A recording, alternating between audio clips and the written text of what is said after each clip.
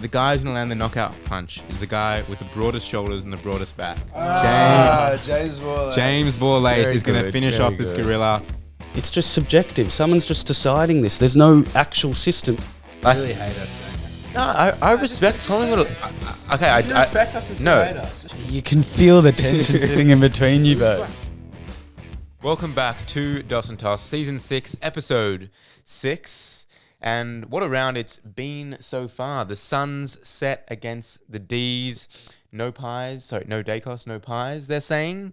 Carlton, it's happened again as Harry splits the seas a la Moshe Rabbeinu in Egypt as the Jews leave Egypt. And we're bringing back a fan favourite. I don't want to call him a guest. I don't want to call him a fill-in because he's more than that. He's much loved. Jacob Shosti. Shosti, welcome back. Thanks for having me. Always happy to be back. And I think I filled in for Dean last time this year as well. So it's I'm becoming a bit of an Easter special. Yeah, well, it's inevitable that Dean is away this time of year. Brodie, also welcome back to you. Thanks. Have I been away? Oh, No. I missed Tuesday's absolutely. podcast. Yeah, well, we've been doing a lot of Good to podcasts. be back. Yeah, good to be back. Had a good weekend. Yeah, it's been a long weekend, that's for sure. It's been nice. I've actually seen both of you plenty, so it's been good. It's been good. It's been good. I'd love to see the data on female listeners at the moment, as one big thing I've actually noticed since coming back is the table in front of Brodie's short shorts. And I know a lot of girls used to tell me that they only watch the show to actually, try and have a look through the sides there. But I think we've... has there been a bit of a downtrend there? Yeah, Chase? there has actually. I've looked at the data. And I'm going to stand up. Look at how long my shorts are. These are my podcast shorts because, there's been a couple times Chase has clipped me and I told him to delete one recently where it's looking right at my shorts. So I've moved to having long shorts and this in front of me because it's not a good look with this couch. It makes you sink backwards. Yeah. Well, yeah. Apparently all those female viewers have just become listeners, but I'm here today, so you can turn it back on. Yeah. No, he started off hot there, Shosti, and I don't want to diss the couch. Like, I'm not going to diss the Alters couch, and thank you for having us here, Alters, because they are away and they've let us use their room to film the podcast. So thank you very much, Dean and Justine and Mark and whoever else is allowed us to do that. But boys, let's go back to Thursday night. The Pies laid out is Daicos with the calf corky. Both Pies fans. What do you make of the way you guys played? Are you concerned that Daicos holds so much value in your side? Well, it's funny you say that because I got the message at the Pesach table and everyone kind of just like, what? Daicos out? And then messaged Shosti pretty quickly. Then I went to an event, saw I didn't see Shosti because he was in the gutter. So I don't know how much insight he can give you. I've watched it back, don't worry. Okay, I didn't even bother watching back. But yeah, I didn't watch the game. Really? I didn't watch the game. Well, I was at kind of music. I watched the highlights back. I couldn't stomach the whole game. But there is a bit to be said about no Daicos, no pies. Although, I think the issues probably stem a bit further. And I can't say I was super bullish on our chances coming in this year. But I'm not sure what you think, but I guess the whole hysteria around bringing a player into the game, sort of having him hobble around the field and all the drama that sort of creates, I wasn't a big fan of that either, although I do believe in giving your players a chance, especially Daicos, up until the line. But I feel like you'd want to have a bit more of a clear-cut decision rather than, having that all happen. Yeah. Is that for Ed Allen's sake, who came in? Yeah, for Ed Allen's sake. Also just, distraction. I feel like the game, you should be focused on, I guess, what's about to happen. And based on the footage of him running around pre-game, it looked like he was almost a week away from playing. I know corkies, you can sometimes, recover quite quickly. But if you're not going to play, there's no point, I guess, giving him a chance when there really isn't one. Yeah. I know what you mean. It's a tough one because, like you said, it's Nick Daicos. You want to give him every chance to play. But it did seem to upset the way Collingwood went into the game, system-wise, and then also bringing a player in who didn't think he was playing. Do you think one player on a field of 18 can have that much of an impact compared to somewhere in the NBA where if you take out the best player, significantly changes the outcomes of the game? Yeah, well, we've had this conversation a little bit with in terms of like valuing how good a player is. And I think a lot of teams can afford like one of their best players to go down and to maintain their system, but Collingwood are just so reliant on Nick Daicos for their ball movement that I think they didn't really know what to do. Like they didn't really have, aside from like a Josh Daicos and maybe a Houston, they didn't really have any other avenues forward of the ball to like trust. I agree. I think there's also something to be said about, I mean, Pendlebury and Moore also came out throughout the week as well. So you're taking three, I mean, one's your captain, one's your ex-captain, and the other one's your best player. So they're three pretty significant outs, and also you're coming up against the reigning premiers on their home turf. So it's not a great recipe, but I think the bigger issue is, as I mentioned, we had three guys come out, but when Collingwood's actual depth gets tested and injury-wise, I think from a list management perspective, and it honestly, it almost dates back 10 years, Collingwood, I went through it before the episode today. I'll give you some stats here. Yeah. So since 2014, the draft where we went Moore, DeGoey, and Maynard, which is an amazing draft, and Derek Hine did do an amazing job at building, I guess, the pillars of this Collingwood list, where you're talking Pendlebury, side bottom, getting in Crisp and all of these players.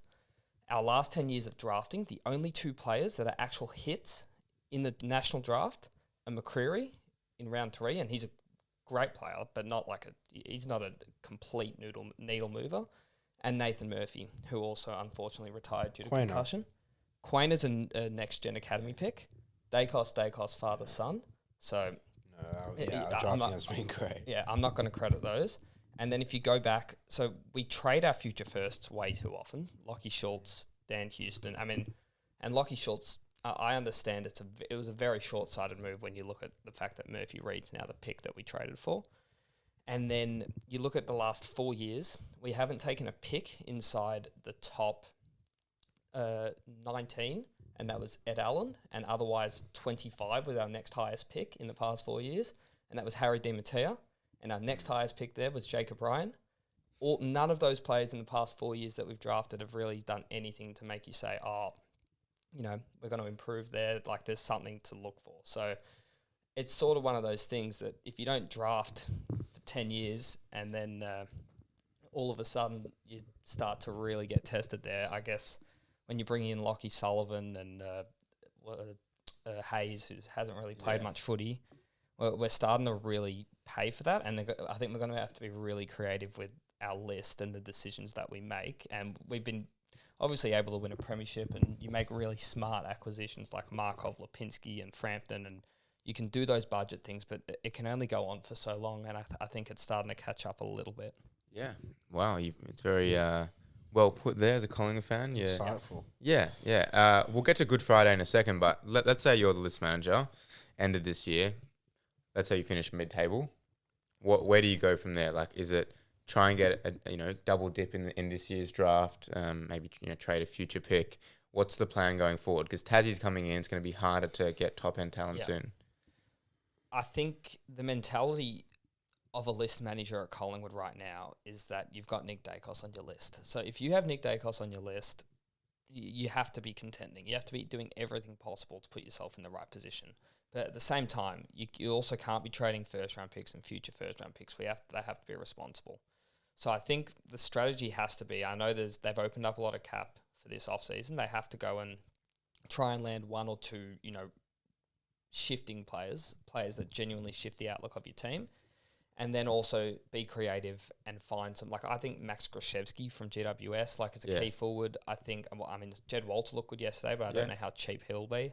I think there's a lot of players that are sitting in the wings at other clubs that Collingwood have had success at doing in the past, like Bobby Hill as well, and Lipinski, and players that we've been able to find value from. I think that's the way that I guess we've set up our team to be run. And I love that Craig McRae says, we want to contend every year. We're going to contend every year, and we're not being, even though I still want some respect for the future and to make sure that we're still drafting, I think the only way forward is to try and fill those holes with some good short-term moves and use this season to unearth a bit of that talent and make sure that we've actually can see, are these guys worth keeping on the list, or do we have some future players? Yeah. I'm no doubt going to revel in in this cliff that's coming for Collingwood. But I will say that, like, at the end of the day, you're Collingwood. Like, if you do happen to drop a little bit, it's not going to be long until you're back up there. And we've seen that in the past 15 years because you're Collingwood and you have Nick Daicos. You're always going to have that attraction. So I think it's really just a couple of years of, being really smart, getting smart acquisitions, getting some top-end talent, and keeping your best players happy so that you can contend again in a couple of years' time. It is a bit scary looking into the near future. There will be no Pendlebury, Sidebottom, Crisp, Howe, just off the top of my head. Yeah, no, and that's immediate future as well. So it's we're going to have to be really, really clever and make some quick sort of decisions. Because you can't fill those spots at the moment. No, and those are genuine pillars of Collingwood footy for 10 years. Like, those guys are consistent, week in, week out, leaders, performers. Like, the shift that will happen from losing those players, it's going to be a completely new look for Collingwood. Yeah, we'll see what happens, but it's kind of like Man U. Like, that doesn't matter where they finish in the Prem table, they're always going to attract just because they're a big name. Yep. So that is the thing with Collingwood. Like, I'm sure a lot of the opposition fans are enjoying seeing Collingwood lose, but it's not going to last that long because you're always going to be the biggest club. Yep. Let's go to Good Friday though. North Carlton. Brodie, were you at the game? Did you see the reaction video? I didn't, did I? I thought did you send it to... It was on the close friends. Well, I wasn't... Maybe you can clip it. Yeah. I can show you now and you can... Are you still on the close friends? I'm not sure. I may have been taken off the close friends. He's on the close friends. Yeah, so, I mean, how good was it seeing Harry kick the winner? As I said, a la Moshe Rabbeinu, split the seas, sidestep, and finishes from about 45. Just before we get to Harry, like, does this game say more about North Melbourne or Carlton? Because you could you have an argument for both. You don't want to take away. You don't want to take away from that North Melbourne masterclass in the fourth because it's taken them this long to figure out how to execute a solid finish, and they've finally done it. You know, I haven't seen North. I think Harry said he's never been in a game like that since he was drafted to the club. So, all respect to North Melbourne and how they finished that off. It was an amazing performance and some multiple clutch moments from Simpkin. Wardlaw, Harry, and then there was Paul Curtis with that amazing mark. Bit of Dylan Trembath Stephens as well. Yeah, Trembath, and you also think about the heroes. kick from Luke Parker. Yeah, that was a brilliant kick. But then, there's always two sides. So you look at Carlton, who again just look flat towards the end. They with the phone call Dan Gorringe and after round 0, I'm having blank. Doherty. Sam Doherty.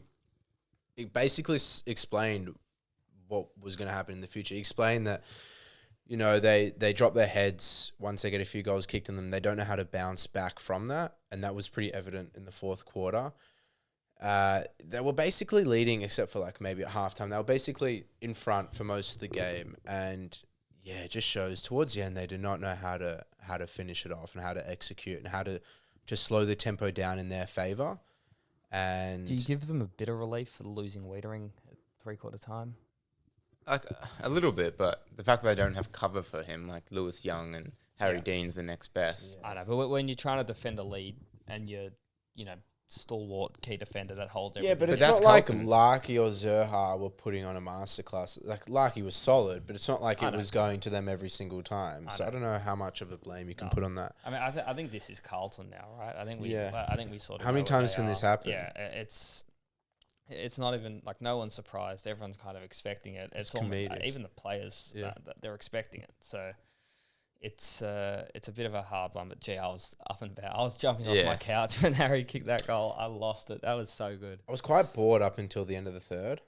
Yeah, it was a weird game. Harry wasn't having the best game. Yeah, it was a bit of a weird game. There just wasn't much about it until the fourth. And then, my goodness, we were sitting next to Carlton VFL. They were behind us, and Sonny Allergen was giving it to them towards the end. And they were just laughing at him. Yeah. So I was sitting with Sonny, Kai, Remy, and Wazza, and we were going insane at the end. It was really fun. Yeah, I was honestly like a bit relieved, like obviously as a Harry fan, because he obviously gets some criticism for like not impacting enough, but I also think sometimes it's very hard to impact in games that are somewhat meaningless, or you're down by 10 goals. So, and obviously that team he's been playing in for so long has been, pretty uncompetitive. But like those sort of moments that he's so capable of, to actually have an opportunity to do that and then capitalize on it as well, I thought was a big sort of stamp to just show. Because I mean, we've obviously all thought he was capable of doing that, but to actually do that in such a moment with such class, it was pretty amazing. It was funny. He was saying the miss before, his kick before that was a miss on the full, a snap. And he said to himself, he was thinking in his head, like, fuck, like, have I lost it? Yeah, Am I not capable of this shit anymore? That didn't feel like him. That He normally puts those away as That's well. my bread and butter, you know? Yeah. He would do that Sandy every week. And then a couple times at North, even against Sydney, that one game, he kicked that goal. But, that fake on Walsh, split the C, and then execute on the right foot was amazing. I love the video where it's all different commentaries, so Channel 7, SEN, all of it. It reminds me of LeBron's chase down block, how they've gotten all the different languages, all the reactions. It's great. Yeah. I have an interesting sort of outlook on Carlton, because the general consensus is sack Voss, and the reality is he's a dead man walking. Like, I'm not really going to sit here and talk about why Voss should be sacked. I think everyone's sort of just... the guessing game is what round will Voss be sacked. But I actually think, and I know that all Carlton fans are extremely pessimistic at the moment, and I can understand why, but I actually think their outlook's really not as bad as it seems. And I think I know, Chase, you're a Melbourne fan, and you can sort of see what a new coach and an exciting game style can do, and sort of when you move out with a bit of the old and bring in some of the new. They've got Dean, Jagger Smith, and some young players that are a bit untried that I think they're going to get to unearth this year.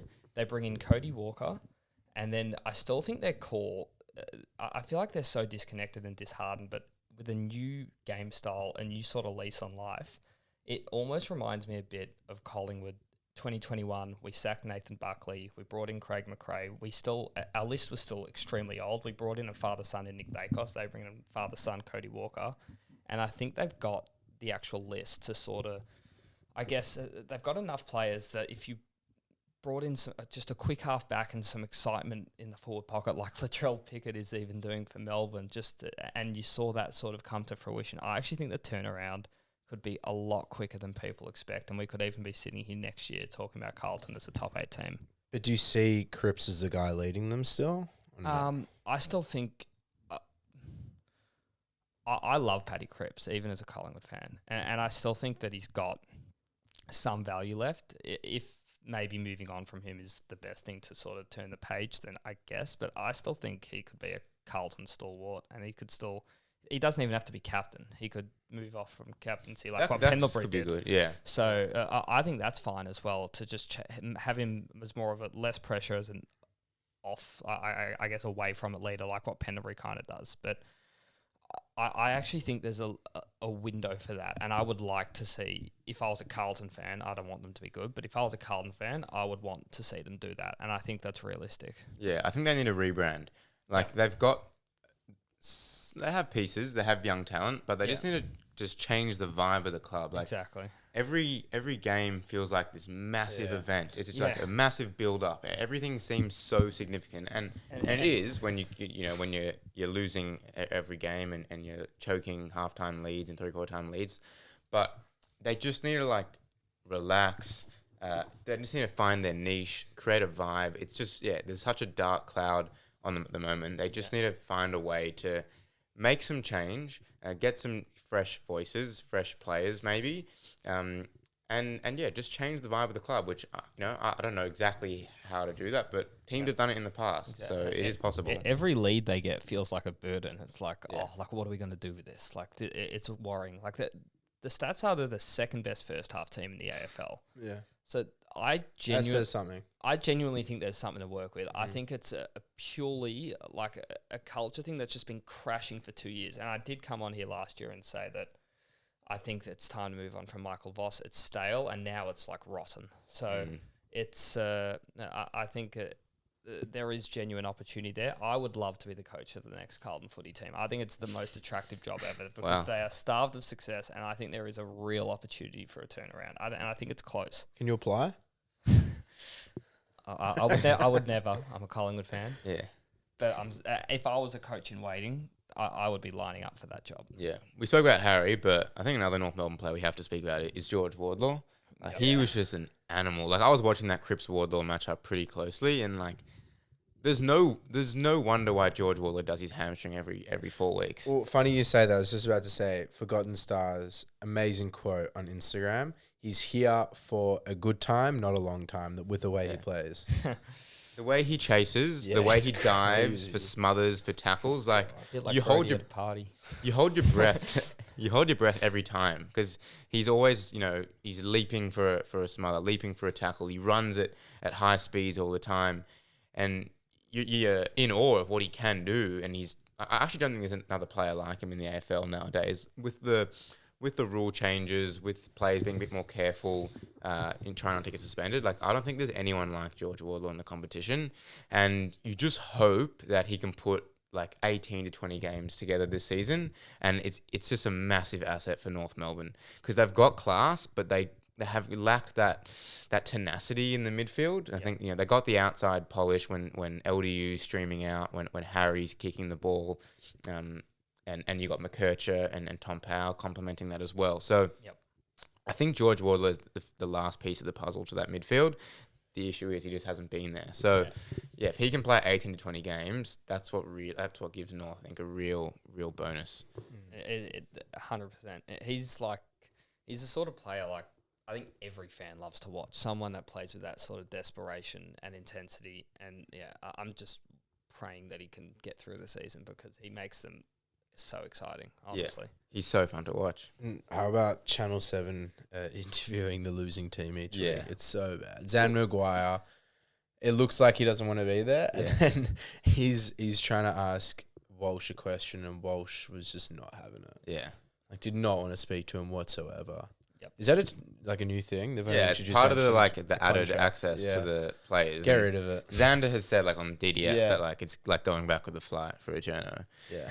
But that's a great way to put it. Yeah, but no one keeps it real. I don't know who really wants to see that. Like, I guess it's good comedy, but if you're a Carlton fan, do you want to hear from a player straight away? No, you probably want to wait for your own. It's very raw as well. Like, the siren had gone 30 seconds before, and you basically lost the game within those 3 minutes. So I think they're fishing for a big moment where the player just denies the interview or spews on, he just says something he really thinks. I think they're just holding. It's a matter of that. time. But Bailey Smith. If you get the right player at the right time in one of those. I mean, imagine you got Max Gawn after that Melbourne Collingwood game last year. You could. I guess that's what they're looking for, but. I mean, it's got potential for good TV, but it sometimes is a bit brutal. Yeah, well, we're recording this before the Hawthorn Geelong game. If Geelong lose, I'd love to get Bailey Smith on for that post game. Shit day to be. It was a shit day to be a beach house this weekend because all the Dees fans have gone down to their beach house on Easter. And honestly, for a Melbourne Gold Coast game at the G on Easter Sunday, I think 24,000 is not a bad result. I was expecting 18 to 20,000. So shout out to the extra 6,000 Dees fans that rocked up. And as I said before, the sun sets at the MCG. I thought the Suns were honestly going to go 10-0 to start the year. They were looking that hot. But shout out to Stephen King. And we're getting to that dangerous area where the arrogant, overconfident Chase comes back onto the podcast. And Brodie's shaking his head, and it's not good. But don't worry, I'm gonna hold off for now. I'm just enjoying it. I'm not gonna make any crazy statements. It's just such a good time to be a Melbourne fan, which is really refreshing because it hasn't been for the past couple of years. It's just such a vibe. I don't know if I was speaking to somebody on Saturday night. I think it might have been me. Was it you? Yeah. Yeah, and I was saying how I feel more connected to the club. Over the past few years, I've felt really disconnected with the club because there's been a lot going on behind the scenes, a lot of scandals. And as a supporter, you kind of just want to sit there and defend your club. But then you feel stupid when something comes out and it's like, oh, Clary's doing this, Stephen May's doing that. and you just feel stupid, and you just feel like the club is betraying you. But they've just been really transparent this year. They've lent into their own flaws, self-deprecating in some of the promo videos, and that just makes me feel like the club is like one of us, and we're a part of the club. So that's been the biggest thing for me. Like, I'm loving going to the footy. I know we're going to lose some games. I know there's going to be frustrating moments. We don't have a complete list, but we're playing a really, really exciting brand of footy at the moment, and yeah, it's a good time. You've gone, honestly, from being the most bland, boring, predictable team that would just, bomb it inside 50 and, and everyone, it was stale. It was brutal to watch. And it's now the most refreshing, exciting, and like, it's a daring team. Like, they just take it on, and it's really good to see. So, and yeah, I mean, I remember you saying that to me the other night, and it's all a great point, and they backed it up again for you on Sunday as well. Yeah, I didn't expect it. And I guess they've just opened up another opportunity for me to bag St Kilda. Like, how the hell did they just get rid of Jack Steele for an absolute bag of chips? I'm happy to bag St Kilda, but can we? How long do we have? Like, I understand the direction that St Kilda was going in, and I understand that they brought in McRae. They were thinking probably going to bring in Flanders. All right, Steele doesn't work here. Well, you didn't have to bring in Flanders. You didn't have to bring in McRae. And they got rid of their captain. Like, you forget, like, Jack Steele's a great player, but he was their captain. He was their leader. And they just got rid of him for a third rounder, and they're paying some of his wage. The price of Sam Flanders is $900,000 for 5 years, pick 7, and I think probably you'd have to guess $300,000 to $400,000 of Jack Steele's salary per year, just to downgrade from Flanders to Steele. That's what it looks like right now. Yeah. Look, Flanders is, I think, 5 years younger, so I'm sure we'll still retire. The Saints fans will say, oh, well, we got Flanders now, but... I'm not sure how... I think that Flanders contract's a burden rather than a positive. I think it's got a negative net value. Yeah. When we got Jack Steele, I was just like... I was happy. I was like, when Viney got injured, like, he's going to be a nice replacement for Viney. He's a good leader for, like, some of our young players, but, like, he's been back to, like, his 2021, 2022 best. He's tackling. People forget how good he is, but he had a lot of injuries last year. Yeah.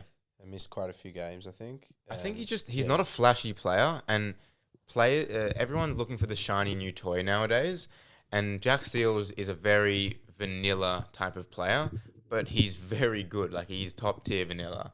So I think people forget that, and he just complements your Pickett's and your Windsors so well. The thing, I mean, watching Melbourne, it's sort of, as soon as that fast-paced movement gets going, once the ball gets in Pickett's hands, the game just lights up. And the question I have for you, Chase, which I think's pretty interesting, is we've seen it with Naz this year, and I felt like it was always going to happen. And Nazai's once and killed the player, I can say, great player, amazing to watch. But when you shut him down, you shut down a lot of that movement, a lot of that excitement. Why aren't teams taking Cozzy Pickett, and when's it going to start? Because it'll start pretty soon. Yeah, it'll start soon. Is it going to shut down our system? Well, I think this year we've actually been using Cozzy Pickett a lot more. He got 33 touches against Carlton. His next best was 26. So the amount of, like, handball receives he's getting, we've upped that a lot. We're getting the ball into his hands. So we haven't necessarily relied on him to be that connector, but now I guess we are. If you shut Cozzy down, do you shut Melbourne out? I don't think so. Like, I think it's definitely something that other teams should look into. But I'm not sure it shuts down the whole system, because, like, we do have other players that can run and carry, and he's only kicking a goal a game as well. Like, it's not like we're relying on him for goals. So, but yeah, he's a top 10 player in the competition. I said it last year that he would be, and I think he's in there. And we play Essendon this week. I don't know if they're going to tag him, but I was actually just looking to see if there's a team coming up there that would tag him, because I wanted to make a little call there. I think you have to, but I don't know. I don't know if you can. And then it's Brisbane the week after who don't tag. Yeah, they won't tag. And it's Richmond the week after. So I actually don't. I don't know if he's going to see tags on. Maybe Sydney round 8. James Jordan. JJ will probably tag him. Anyway, but like, what if Cozzy takes him to full forward? Then, like, please go with Sam him. Wicks. Sam Wicks is actually alright. I know. On Saturday night. No, that's that was. There was a second game on Friday night, Adelaide Freo, and Adelaide are a bit of a spot of bother at the moment. They're 1-3 to start the year after they won the minor premiership last year, and they got out in straight sets. So they're in a bit of trouble, and they're having a bit of trouble with their ruck stocks, Shosti. Yes. So my shit day to be was Paul Riley O'Brien, who, I mean, we know he's a man of many talents and he'll be fine after his footy career.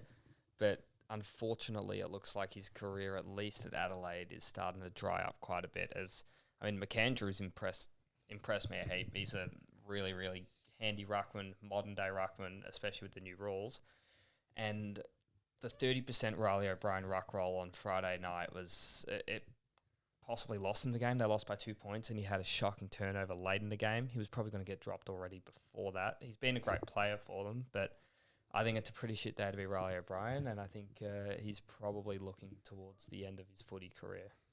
Yeah, it's unfortunate that the ruck rules have created this. Yep. Have there been any other ruckmen that have kind of faded out as a result? I mean, Kieran Briggs has struggled. He was struggling a bit last year. I think Lloyd Meek's a little bit of a watch as well. Yeah. I think Darcy Cameron. Nah, not yet. Darcy Cameron at least is able to offer a lot around the ground. Forward. So his intercept marking, I don't think you'd be phasing him out anytime soon. But there's definitely a few rucks that are starting Sean to get Darcy. figured out a bit. Yeah, Sean Darcy though was probably in that Kieran Briggs bracket of guys that were clinging on anyway. But Yeah, and Caleb Sarong, he's looking pretty good. Oh, yeah. I think a lot of fans, pundits predicted him for the Brownlow, and like I think this could be his year. Sarong, obviously you've got your Daicos, your Bonds, your Petrarcas when he comes back, but I just think Caleb Sarong is so clean, like in the midfield, and his last quarters have been really good. So I think he's a genuine shout for the top awards, whether that's the Coaches Award, the Brownlow. Yep. The one thing is, he is very taggable, and when he does get tagged, he's happy to concede it and let Brayshaw and Bolton and Young... Agree, but round one against Geelong, they ended up losing that game, but he had about 30 and a goal, I think, that day. Yeah. And those Geelong tags are pretty hard to break as well with Mullen and O'Connor. Yeah, so I think he's one to watch as a genuine shout. I just want to give some kudos to Sarong. But Brodie, Saturday night... was that last night? No, it wasn't last night. Last night was Sunday Sorry, night. my bad. Sunday night. I meant to say. Had a few boys over on Saturday night. So my take is shit night to be Chase's fantasy team. Shosti and I were looking over at Chase, who was screaming at the TV because his player wasn't running out of the square for the kick out. Now, mind you, valid. West Coast at this point... Was it West? Let's go Sydney. Yeah, West Coast were down by 110 points, and Chase was dialed into this game. This man takes it to another level. It's commitment. So I had this written down as well, so I'm gonna I'm piling on here. I'm gonna handball it to you. So I had the privilege of seeing Chase on both Saturday and Sunday night this week, which is kind of rare. Probably hasn't happened. Hasn't happened before, but it was nice. And so on Saturday night, I got to see a guy abusing umpires for free kicks in the fourth quarter of Sydney West Coast, even players that I don't think impacted his fantasy team. And I just flabbergasted. Like, I could not believe what I was seeing. Like, the level of footy nuffiness was just outrageous. And then on Sunday night, I rock up, to a drinks, and I see a guy on his phone. He's got a split screen. He's got the KO in the top half of the screen and the AFL Live stats in the bottom half of the screen. And I'm like, Chase, like, what are you doing? And I'm known as a footy nuffy. I was going to say, like, I thought you were pretty extreme, but Chase, you and Chase are in two different categories. Mate, people say I'm bad. No. And I'm like, what are you doing? He goes, I'm watching Archie Roberts. And, I mean, I know he had 37, and I'm sure it did your fantasy team wonders. But, I mean, is there a clinic for this? Is there? Yeah, it's a quick dopamine. It's a dopamine fix for it. It's an addiction. It's like generally addiction. Yeah, it was. Chase doesn't smoke, so this is your alternative. Pretty much, yeah. It made me feel better about myself, but it was pretty funny. I had a good laugh. Yeah, it is getting pretty bad. I probably need to see someone for this, but like I'm just in a spot where my fantasy team isn't going pretty well, so I just want to avoid the forfeit, and that's why I have to cheer my team on a little bit harder. I feel like I heard Shearer say at one point, like, Chase, what are you doing? Yeah, she probably on did. Sunday night, like, are you still watching the game? Yeah, but once the footy was over, I put my phone in my pocket and I was happy to socialise, and I went around socialising. So, yeah, it's just a distraction footy. But yeah, I don't know. You're right, bro. Like it's a genuine like dopamine hit. Like when you play, it gets a plus six. Like it's a genuine dopamine hit, and it is an addiction. I'm not sure what to do about it. Yeah, anyone who has suffered and maybe has come out the other side of it, please help. I wonder if we would make like a category listing or a graph of the extreme levels for this. Do you reckon Dean is ahead of Shosti? Well, I don't really know Shosti enough to Like know how you operate. When we went to Kind Music on Thursday night, he wasn't looking at the footy, and I remember I was checking the scores, but that's pretty good. Like for your own team was playing, and in Mykonos had an earphone in for the commentary. That's not that extreme. Mykonos, if I'm away, I just walk around with AirPods in, one ear radio, the other ear for other people. Yeah. So I guess I reckon Dean's ahead of you. I think Dean's more extreme. Yeah. Fair. Believe it or not. Are you a footy? Just a random one. I'm a footy radio lover. Like I reach a point middle of the year where I've watched so much footy that I'm actually happy to listen to it on the radio and visualize it in my head rather than stare at the screen. I think a good commentary team and like a good game on radio sometimes and the screaming that you get behind them in the box can sometimes even trump actually watching it, and then you just watch the highlights back after. Yeah, footy radio. There's often times where I'm driving and the footy's on, so I'll put it on. But I don't like it. I need to see it. I need to visualize it. And it's almost frustrating, like, because you don't really know exactly what's going on. You're trying to visualize it. You're trying to imagine how the game's played out. I don't know. I get like a picture in my head. But anyway. Fair enough. Everyone does it differently. Adelaide, do we look too much more into Rankin? We look at Rob. They had a few chances to win it. Some of our cult heroes, Cock and Balls Peatling, Ball Lace, Cock and Calves. So they got a few cult heroes at Adelaide, but it's not helping them very much. They're 1-3, and their midfield's a little bit shallow at the moment. I mean, after Dawson, Rankin's maybe he's not fit. They've put Rochelle in there. I think he's been good, but like Saligo, what's happened to him? You got your Peatlings and Berries, but yeah, they're missing a Robin to the Batman that is Jordan Dawson, I think. Yeah, I think there's two very clear problems. That's definitely one of them. The midfield depth and just the centre bounce. They're lacking outside of Dawson 100%. I think the other thing that frustrates me with them is if you look at all the games they've played this year, they've started really sluggish, played boring, bland footy. And you sort of get to half time, and I feel like they have, if you saw that Tex Walker on-field rev up, and you see, against Collingwood, they were down at half time, and then they'd say, okay, why don't we actually try open up the game and move the ball? And all of a sudden, when you get the ball down to Thilthorpe, Fogarty Walker, and you've got, Rochelle, Rankin, Keys, they've got so many match winners ahead of the ball, but they move it so slow and just don't really give them a chance.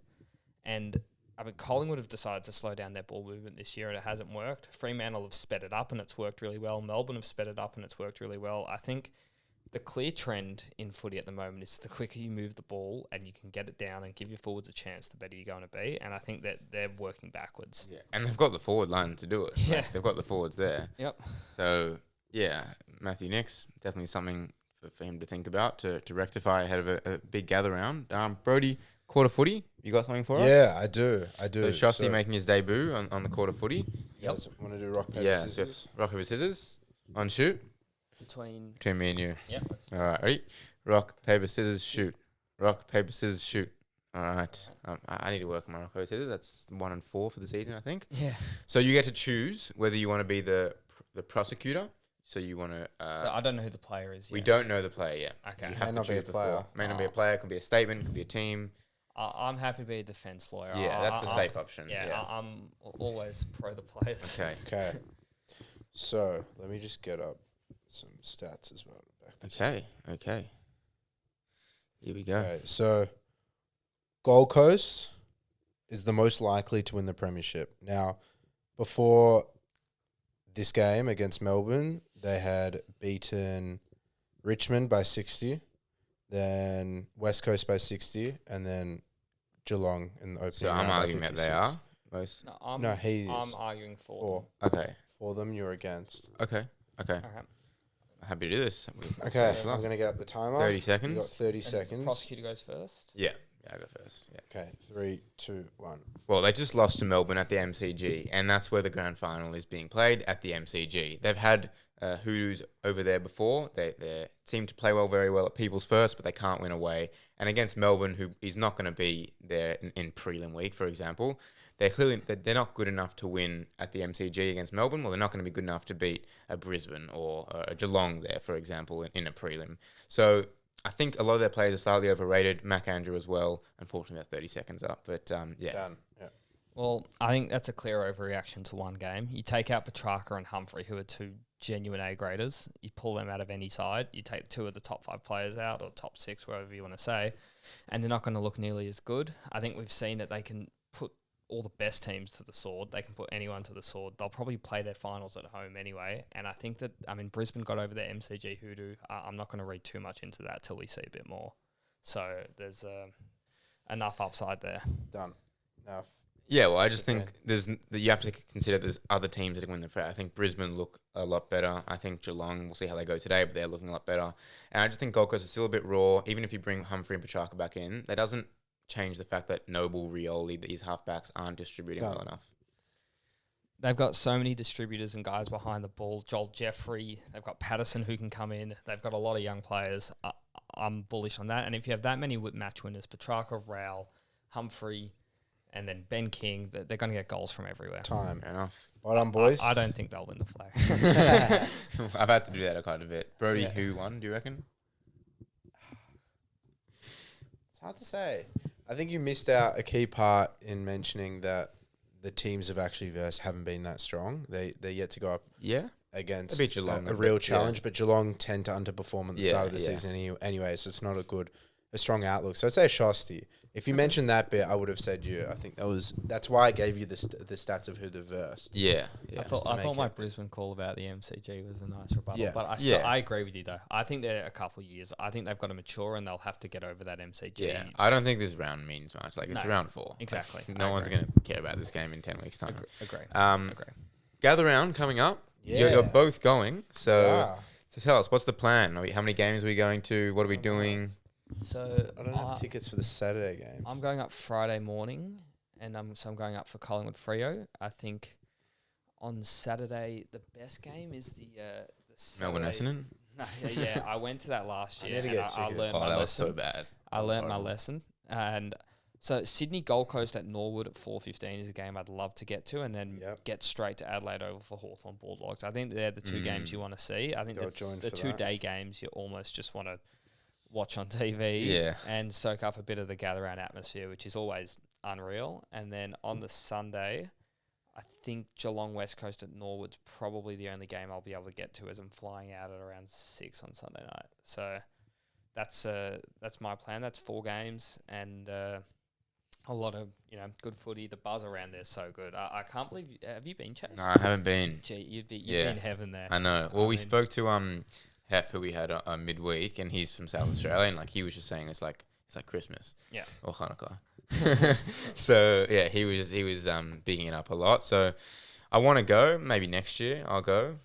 Maybe if that's leisurely or for work, whatever. Yep. But I really do want to go for Gather Round. It just seems like an absolute party. It's like a footy festival. So But unfortunately I didn't get onto it early enough. But hopefully there's more Gather Rounds to come. Brodie, what's your plan?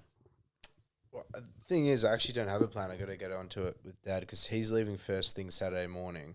So he's just going up for pies and he's leaving me there.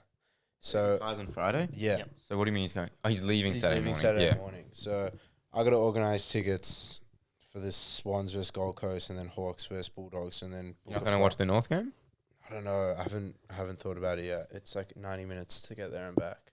So we'll see. It really depends on what my cousins are doing because I assume I'll be with them. I'll try and catch up with Shoz. Yep. And then probably fly out Sunday morning. I haven't booked my flight. So I've got to do that. A bit all over the shop, but I'm very keen. It's going to be my debut in Adelaide. I've already asked for Shosti where... Adelaide? Yeah, nice. Yeah, for where we're running Saturday morning. Yeah, I've got the trails there. So he's got the trail sorted. So City of Churches. City of Churches. Not much of a city, apparently. Yeah, City of Churches and not much else. It's a nice place. I think the outskirts are probably a bit nice. I think the city's, a bit so compared to bigger cities, but I think it adds to what Gather Round actually has to offer, because you feel like you're in a hub, you feel like you're in a footy hub. So you see players strolling around, you see everything sort of happening. Like it's just fans everywhere. It's I think that's what adds to it, and I really like going there for this occasion every year. I haven't watched footy in Adelaide. I've watched a lot of cricket there, and I think it's second best stadium in the country. Adelaide Oval's awesome. Yeah. Every seat there feels like you're like on the ground. Yeah, it's like it's got that sort of feel about the oval, but also Norwood Oval is the best oval to watch football at. Really? Because it's a rectangular. Is that the one with the rectangular sides? Yes, and the reason is because if you sit on the wings, you can hear everything going on. It feels like you're at a local footy game with AFL players. Yeah. And that actual experience of sort of hearing these guys' calls, you hear the bumps, you hear the same way that you hear it when you go see your local team play, and like we'd say go see Ajax play. That's what it feels like, but with genuine superstars out on the field. So it's I love the experience of watching there. It's a bit of a one-off, and obviously nothing compares to going to the MCG every week. But as a bit of a sort of alternate look, I think it's great. Yeah. It is a beautiful stadium. I think they did the renovations there like 10 years ago, and it's just been unbelievable. We'll get to the tips for Gather Round. I think we already tipped this Hawthorn Geelong game last week, but quickly say it again. I think Hawthorn actually will win. Brodie? Go Shosti first. Reluctantly Geelong. Okay. I reckon Hawks, yeah. I always forget my tipping, so I'm going to do this as we go. Just current leaderboard update. First place, Eden Cohen. Eden. I'm glad this is being released after the show, because you can see I'm coming in hot on that ladder, and I actually somehow missed the Carlton Richmond game and got given the away team. So Where are you? I'm looking for you. I'm 15. You're 15th. Yeah, 15th. So you're on 24 and the leader's on 25, so it's very tight at the top. Yeah, it is. You got Jason Nyrens and Dossa Karp, who rounds out the top three. Who's Dossa Karp? I don't know. I don't know who that guy is. Oh, he's actually, Dossa Karp is leading for round 4 so far with 6 and a minus 31. That's enough about him, I think. Okay, that's enough about him. Dossa. All right, and microphone. Let's tip Gather Round. So, Brodie, do you want to call out the games? Yeah, would love to. Crom versus Carlton. Oh, Adelaide. Yeah, and they need it as well. Like, they really need this one. They both need it, I reckon. Yeah. We're a margin of 36. 6 goals, you reckon? Yep. Okay. Shosti? Sorry. Crom versus Carlton. Yeah, no Wiedering. Adelaide by 40. Pies versus Freo. I'm going to go Pies. Freo. Daicos back would help, but I'll go Freo. Pies by a goal because we love Adelaide Oval. North v Brisbane. Sorry. Brisbane. Essendon versus Melbourne. Wow, Melbourne win another. I don't know. No, Melbourne win another. I'm tipping Melbourne, but they are our Here bunnies comes on the Gather Round. Dees. They've beaten us twice there. That was Essendon's best game of the season on the weekend, and they still look disgraceful. I'm not holding back on Essendon. It's such a game we would lose, though. But I will tip Melbourne. This will be a good Hopefully one. we're new and we don't. Swans versus Gold Coast. They're all in Adelaide. There's no home Petrarca ground back? Fuck that guy. He's 1 to 3, so that doesn't give you much. Yeah, the 1 to 3s often come back. I'm going to go Gold Coast. I will go. Yeah, that's true. I'll go Gold Coast. Yeah, I'll go Gold Coast. Not sure though. Hawthorn Sorry. I'm taking Sydney. Okay. Hawthorn versus Bulldogs. I think Hawthorn match up a bit better to the Dogs. They've got Battle and Barras, who last year this game was at Marvel and Hawthorn won, and it just seemed like they were able to nullify the Bulldogs' tall forwards. So I'm going to go Bulldogs. A few injury clouds for the Dogs. English, Richards. Liberatore. Yeah. I'll go conservative Hawthorn. Geelong versus West Coast. Geelong. Yeah, Geelong by. GWS versus Richmond. GWS. And concerns for Richmond. Very disappointing start for the season. I will say, I think they've got a lot of players that I would like to see drop from their side with respect to their lower end, but they get about 3 to 4 injuries a week. Yeah. I think I'm not sure they were going to improve a heap this year, but I think it's the injuries have made it a lot harder to actually see what we were hoping to see. Yeah, no doubt. And then Port Adelaide versus St Kilda. It's a hard one. at like obviously Port home. Yeah, I'm gonna go Saints. I'm gonna go Saints as well. Nah, Port. Okay, fair enough.